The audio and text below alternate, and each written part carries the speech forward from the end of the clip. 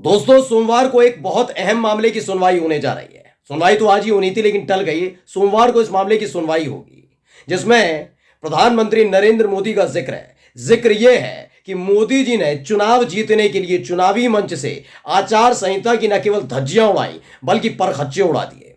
जिस बात का ऐलान साफ साफ अपनी गाइडलाइन में चुनाव आयोग ने किया था कि कोई किसी भी कीमत पर, न धर्म के नाम पर, न हिंदू मुसलमान के नाम पर, न ही भगवान के नाम पर वोट मांगेगा, लेकिन वही काम मोदी जी ने डंके की चोट पर किया।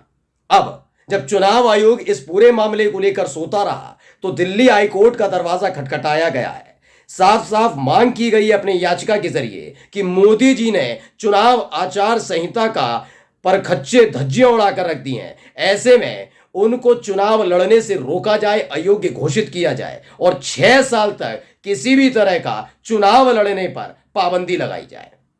और इसी के साथ भारतीय जनता पार्टी में हड़कंप मच गया। नमस्कार, मैं हूं प्रज्वल गौतम और आप देख रहे हैं द कंटाप। आपको याद होगा कि 2019 का एक मामला, राहुल गांधी प्रचार कर रहे थे और उस दौरान एक मसला निकल कर आया था। उसमें यह आरोप लगाया गया था कि जो राहुल गांधी हैं उन्होंने मोदी सरनेम को लेकर आपत्तिजनक टिप्पणी की। उस पर कार्रवाई ज्यादा दिन तक नहीं हुई। गुजरात की कोर्ट में मामला चल रहा था, कोई दिक्कत नहीं। लेकिन राहुल गांधी अचानक से संसद में आते हैं और जब गुजरात के मुख्यमंत्री थे मोदी जी, उस वक्त की एक तस्वीर अडानी बाबू के साथ खिंचवाई थी एयरक्राफ्ट में, उसकी तस्वीर को लहरा देते हैं।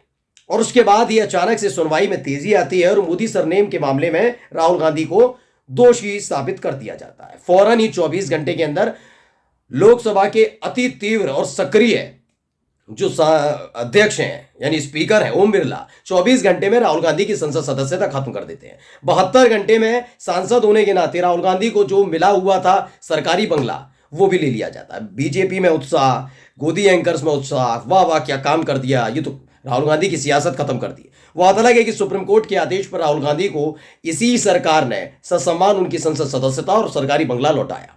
अब ये वक्त का पहिया घूम रहा है दोस्तों। अब एक ऐसा ही मामला इनके खिलाफ दर्ज हो गया है। दरअसल मैं खबर पढ़कर आपको बता देता हूं कि टीवी 9 ने खबर छापी। क्या लिखा है टीवी 9 ने खबर में लिखा है, अपने दिल्ली हाईकोर्ट में पीएम मोदी के खिलाफ याचिका पर सुनवाई टली। जानिए क्या है मामला। वकील आनंद एस जोंधले ने दिल्ली हाईकोर्ट में प्रधानमंत्री नरेंद्र मोदी के 9 अप्रैल को उत्तर प्रदेश के पीलीभीत में दिए गए चुनावी भाषण के खिलाफ याचिका दायर की थी। वकील जोंधले ने याचिका में पीएम मोदी को 6 साल के लिए चुनाव लड़ने से अयोग्य घोषित करने की मांग की है। जो वकील साहब है उनका कहना है कि पीलीभीत में एक बयान दिया गया था। मैं फिर आपको याद दिला देता हूं कि हर बार जब चुनाव होते हैं किसी राज्य में हो या लोकसभा चुनाव, एक नई गाइडलाइन चुनाव आयोग की तरफ से हमेशा जारी की जाती है और वो सिर्फ प्रत्याशियों के लिए नहीं होती बल्कि स्टार प्रचारकों के लिए भी होती है, पत्रकारों के लिए भी होती है, आम जनता के लिए भी होती है, सब लोगों के लिए होती है कि ये करें ये ना करें, ये करेंगे तो आचार संहिता का उल्लंघन है। खासकर प्रत्याशियों पर नजर रखी जाती है और जो राजनीतिक दल है उनके नेताओं पर और साथ ही साथ स्टार प्रचारकों पर।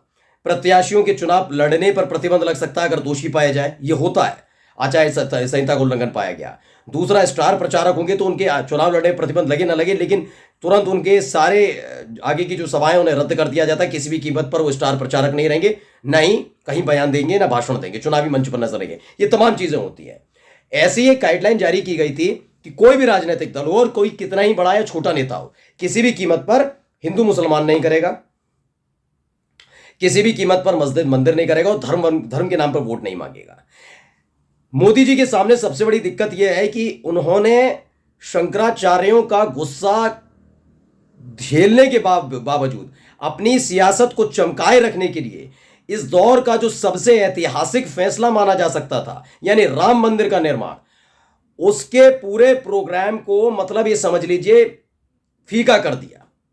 वरना आप सोचिए, आंखें बंद कीजिए, जो हिंदू लोग मुझे देख रहे हैं, सनातन से जुड़े हुए देख रहे हैं, आंखें बंद कीजिए और सोचिए एक ऐसा सपना जो हिंदू लंबे वक्त से देख रहा है, यानी राम मंदिर, 500 साल का इतिहास और ये वो तमाम बातें करते हैं, उसको लेकर क्या माहौल होना चाहिए। जब 1992 में हुआ था वो एक अलग माहौल था, अब तो मंदिर बनकर तैयार हो गया। इस वक्त बीजेपी के साथ पूरे हिंदुओं को एकजुट होना चाहिए नहीं होना चाहिए, दिल पर हाथ रखिए। आप मुसलमान भी है तो भी सच बताइए, होंगे नहीं होंगे, लेकिन नहीं है।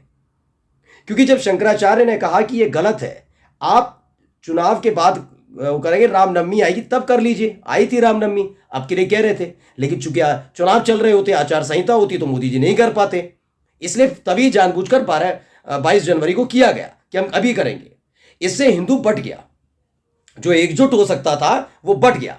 और यही जब रिपोर्ट पहुंची मोदी जी के पास, तो उन्होंने कहा कैसे भी करके इसे दबने नहीं देना है। इसलिए चुनाव आयोग के कहने के बावजूद भी देखिए, बार बार राम मंदिर का जिक्र अलग अलग नेता कर रहे हैं। राज्यवर्धन सिंह राठौर कर रहे हैं, अभी महाराष्ट्र के रायगढ़ में मैंने एक दिखाया था, रैली में उनका प्रचार वाहन है, उस पर पीयूष गोयल और मोदी जी की तस्वीर लिख रही है, लगी, और लिखा है कि जो राम को लाए हम उनको लाएंगे। ये तमाम चीजें हो रही हैं, यही काम किया। अब इनके खिलाफ दिल्ली हाईकोर्ट में याचिका दायर हो गई है। क्या है खबर? दिल्ली हाईकोर्ट को आज यानी 26 अप्रैल को उस याचिका पर सुनवाई करनी थी, जिसमें प्रधानमंत्री नरेंद्र मोदी पर भगवान और पूजा स्थल के नाम पर वोट मांगने के आरोप में 6 साल तक चुनाव लड़ने पर प्रतिबंध लगाने की मांग की गई है। हालांकि जस्टिस सचिन दत्ता के मौजूद न होने की वजह से मामले पर सुनवाई टली। जानकारी मुताबिक दिल्ली हाईकोर्ट अब मामले पर सोमवार को सुनवाई करेगा। जैसा कि मैंने कहा, सोमवार को सुनवाई करेगा, और यह तीसरे चरण से पहले की सुनवाई है। छोड़ दीजिए, अब 2 चरण हो गए, दोनों चरणों में बीजेपी की हालत खराब है, ये लिख कर ले लीजिए, ठीक नहीं है उनकी स्थिति। पहले में तो वैसी खराब है, खुद मोदी जी के हाव, उनके भाषा शैली, हिंदू मुसलमान पर उतर जाना, हिंदू भाई बहन, उनकी संपत्ति, उनकी जायदाद, उनके घर, उनके मकान, उनके सोना, उनका चांदी, उस पर मुसलमान कब्जा कर लेंगे, घुसपैठिए कर लेंगे, ज़्यादा बच्चे पैदा करने वाले कर लेंगे। ये इस देश के हाकिम की, इस देश के प्रधानमंत्री की भाषा शैली बता रही है कि सत्ता जाने का डर क्या होता है। उनको एहसास हो गया। ऐसा नहीं है कि मैंने पता नहीं लगता, इन्हें पता लग जाता है, नहीं इस बार मजा नहीं आया, हालत खराब है, तो इस चीज पर उतर आए। बहुत छोट भैया जो बातें करते हैं वैसे। तो फिलहाल अब इसको लेकर ये मामला है आ गया। क्या कहा था इन्होंने वो भी बता दूं। पीएम मोदी ने रैली में क्या कहा था। 9 अप्रैल को उत्तर प्रदेश के पीलीभीत में रैली के दौरान पीएम मोदी ने कहा था कि इंडिया ब्लॉक यानी कि इंडिया अलायंस के नेताओं ने प्राण प्रतिष्ठा निमंत्रण को अस्वीकार करके भगवान राम का अपमान किया है। उन्होंने कांग्रेस के घोषणा पत्र को लेकर भी हमला बोला था और कहा था कि ऐसा लगता है कि यह उनका नहीं बल्कि मुस्लिम लीग का घोषणा पत्र है। पीएम ने यह भी कहा था कि भाजपा सिखों के साथ मजबूती से खड़ी है। यानी जिस चीज के लिए मना किया गया, पहला आपने राम मंदिर का जिक्र कर दिया, प्राण प्रतिष्ठा का, भगवान राम का जिक्र कर दिया, भगवान राम का, यानी धर्म के नाम पर, भावनाओं के नाम पर आप वोट कलेक्ट कर रहे हैं, तो इसका मतलब आपने आचार संहिता का सीधे सीधे उल्लंघन कर दिया। यह मोदी जी ने पीलीभीत में किया था, जिसकी रिकॉर्डिंग वैसे तो चुनाव आयोग के पास भी होगी, क्योंकि आपने तो देखा ही है ना इस देश की मीडिया क्या करती है। मोदी जी कहीं चले जाएं गलती से और वो प्रोग्राम 2-2, 4-4, 5-5, 6-6 घंटे चलता रहे, तो ऑन द रिकॉर्ड ऐसे ही चलते रहने देते, छोड़ दो। रोड शो निकल रहा है 11 घंटे, तो 11 घंटे दिखाए जाते हैं। मोदी जी अगर बोल रहे हैं तो हिम्मत नहीं है किसी चैनल में बीच में से उनका बयान काट के किसी खबर पर चले जाए, पूरा बयान सुनाएंगे। 1 घंटे बोलेंगे तो 1.5 घंटे बोलेंगे तो 1.5 घंटे। यानी पीलीभीत का बयान वाला बयान भी हर न्यूज चैनल ने दिखाया होगा, हर न्यूज चैनल, लेकिन चुनाव आयोग तक नहीं पहुंचा। अब याचिकाकर्ता ने याचिका डाली है, सोमवार को सुनवाई होगी, और यकीन मानकर चलिए अगर बड़ा फैसला आ गया तो बीजेपी में हड़कंप मच जाता है।